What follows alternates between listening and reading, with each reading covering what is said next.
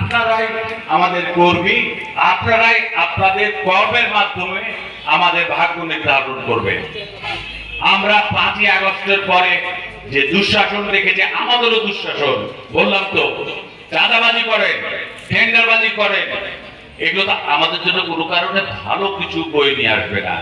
আমরা এই চাঁদাবাজি, টেন্ডারবাজি, পুকুর দখল, জমি দখল, এইসব থেকে মুক্ত হতে চাই।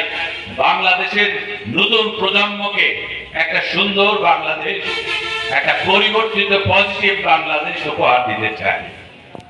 আপনারা যদি সবাই, বললাম যে আমরা তো সবাই মানুষ, আমাদের ভুল ত্রুটি থাকবে, মানুষ মাত্রই ভুল, আমরা ভুল করতে পারি। একবার করলাম, দুইবার করলাম, তিনবার করলাম, ভুল সংশোধন করলাম, তাহলে আমরা মানুষ। কিন্তু বারবার আমরা ভুল করে যাব, সংশোধন করব না, তাহলে আমরা অমানুষের পর্যায়ে চলে যাব। আমরা কিন্তু সবাই মানুষ। অতএব আপনি একবার ভুল করেছেন, দ্বিতীয়বার ভুল করার সুযোগ নাই, আপনারা ভুল করেন না।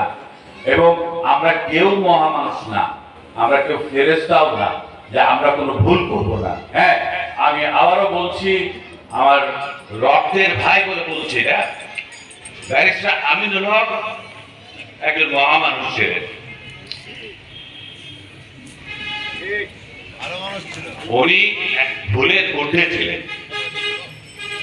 উনি সবসময় একটা রেগুলেটেড, একটা নিয়মতান্ত্রিক জীবন যাপন করতেন।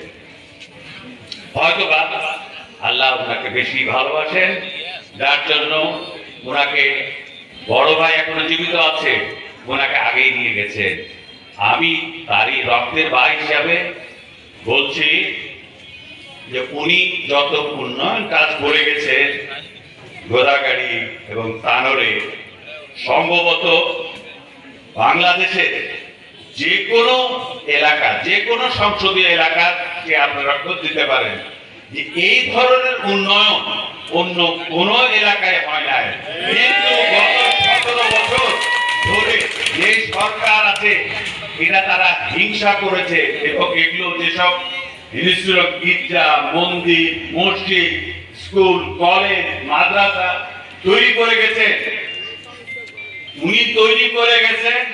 আর বাকি যারা এই গত 17 বছর ছিল, ওনারা চাঁদা খেয়েছেন, ওনারা পিয়ন নিয়োগের জন্য চাঁদা খেয়েছেন, ওনারা লেকচারার নিয়োগের জন্য চাঁদা খেয়েছেন, ওরা দারোয়ান নিয়োগের জন্য চাঁদা খেয়েছেন, ওরা সুইপার নিয়োগের জন্য চাঁদা খেয়েছেন। উনি তো এই জন্য এইগুলো করে যাননি, উনি করে গেছিলেন এই তানোর গোদাগাড়িবাসীর উন্নয়নের জন্য এবং তাদের সাহায্যের জন্য। কিন্তু পরবর্তীকালে যে সরকার এসেছিল, তারা এটাকে উপভোগ করেছে। সংস্কার তো দূরের কথা, তারা উপভোগ করেছে। উপকার ভোগ মানে হলো ওই যে চাঁদা করলাম এবং বিভিন্ন ধরনের। আজকে যদি ওই উনি থাকতেন, তাহলে দেখা যেত এখানে স্কুল কলেজের শিক্ষক, মাদ্রাসার শিক্ষক, কলেজ শিক্ষক, ছাত্র ছাত্রীদের রাস্তা ভরে দিত। আমরা কিন্তু সেই পথে যেতে চাই না। আমরা মানুষের মন জয় করে, আবারও বলছি, 2025-এ যে সাধারণ নির্বাচন আছে, সেই নির্বাচনে আপনারা ভাই বোনেরা যারা এখানে আছেন, মুরব্বী জুনিয়র যারাই আছেন, তারা ভালো কাজ করবেন, ধানের শীষের পক্ষে কাজ করবেন, যাতে মানুষ বলে যে কোনো কারণেই এই ধানের শীষের যারা প্রার্থী কিংবা ধানের শীষের যারা কর্মী, তারা ওই আওয়ামী লীগের মুদ্রার এপিট ওপিট না। আমরা ভিন্নতর, আমরা দিতে চাই, আমরা নিতে চাই না। আমরা দেওয়ার জন্য এসেছি, নেওয়ার জন্য না। এইটুক খালি মনে রাখবেন যে আমরা, আবারও বলছি, আমরা দিব, আপনাদের দিব, যা চাইবেন তাই দিব। কিন্তু কথা দিতে হবে যে আপনাদের আমাদের ধানের শীষকে জয়যুক্ত করে সরকার গঠনের সুযোগ দিতে হবে। অন্য কোনো চাহিদা আপনাদের কাছে নাই। আপনাদের কাছে টাকাও চাই না, পয়সাও চাই না। আপনাদের মন থেকে ভালোবাসা চাই, আপনার ভোটের অধিকার চাই, এবং সেই ভোটের অধিকারের মাধ্যমে আমরা ধানের শীষের বিজয় দেখতে চাই।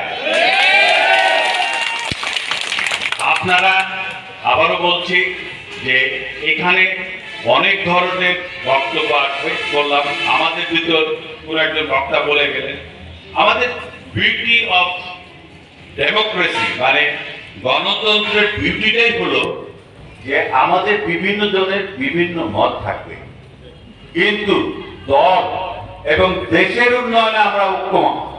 আমরা একসাথে থাকবো দেশ এবং দলের উন্নয়নে।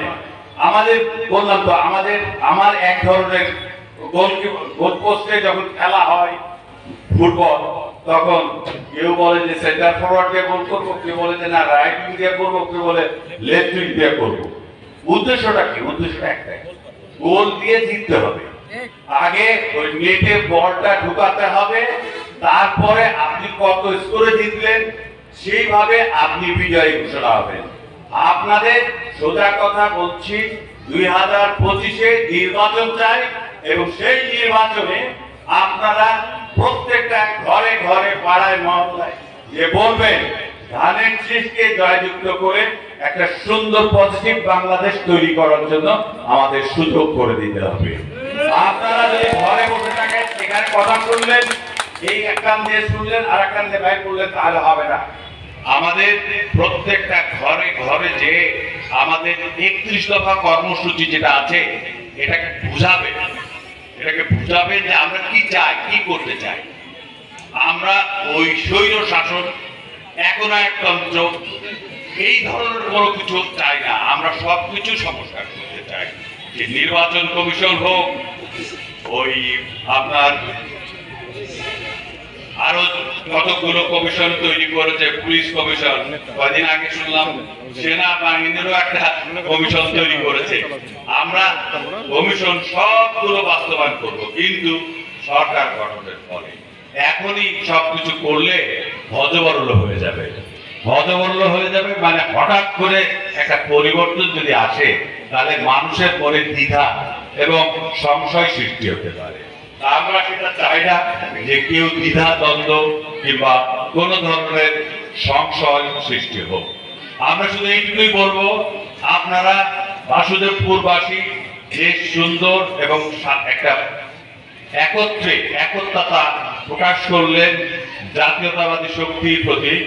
এটা যাতে আগামীতে শুধু আপনাদের ভিতর না, সবার মাথায় ছড়িয়ে দিতে হবে, একাত্মতা প্রকাশ করতে হবে এবং আমাদের দলকে উন্নতির চরম শিখরে নিয়ে যেতে হবে। সরকার গঠন করব, বাংলাদেশকে, নতুন প্রজন্মকে একটা সুন্দর বাংলাদেশ উপহার দিতে চাই।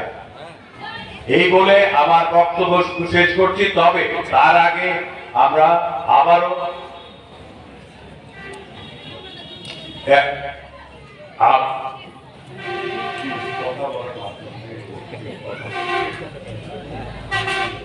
আমি আবারও বলছি, আমার বক্তব্য শেষ করার আগে আমাদের আদর্শিক নেতা শহীদ প্রেসিডেন্ট জিয়াউর রহমানের আদর্শ যাতে আমরা বুকে ধরে রাখতে পারি, উনি যাতে অমর হন।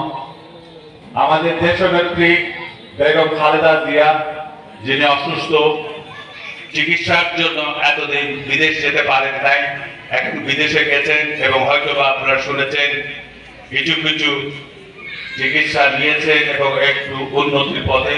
উনি যাতে পূর্ণ সুস্থতা অর্জন করে আমাদের মাঝে ফেরত আসতে পারে।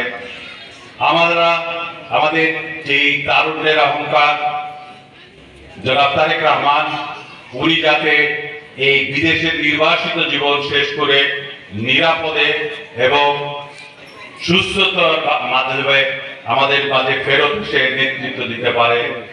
আমি আবারও আমার সহোদর, আমার অগ্রজ ব্যারিস্টার আমিনুল হকের আত্মার শান্তি কামনা করছি এবং আপনাদের স্বাভাবিকভাবে অনেক চাহিদা আছে, স্কুলের বিল্ডিং হবে, অনেক উন্নয়ন আছে। উন্নয়ন আবারও বলছি সবকিছুই হবে, কিন্তু একটাই রিকোয়েস্ট, উন্নয়নের আগে যে শর্তটা হলো আপনারা আমাদের ধানের শীষের সরকার তৈরি করে দেবেন, সমর্থন দেবেন, ধানের শীষকে ভোট দেবেন এবং 2025 যাতে নির্বাচনী বছর হয় এবং আমাদের জন্য সফলকাম হয় সেই কামনা করছি। এই পর্যন্ত, আগামী পর্যন্ত আপনাদের যারা শুনছেন তাদের সুস্থতা ও মঙ্গল কামনা করে আমার বক্তব্য শেষ করছে। আল্লাহ হাফেজ। বাংলাদেশ জিন্দাবাদ। ধন্যবাদ। আজকে অনুষ্ঠানে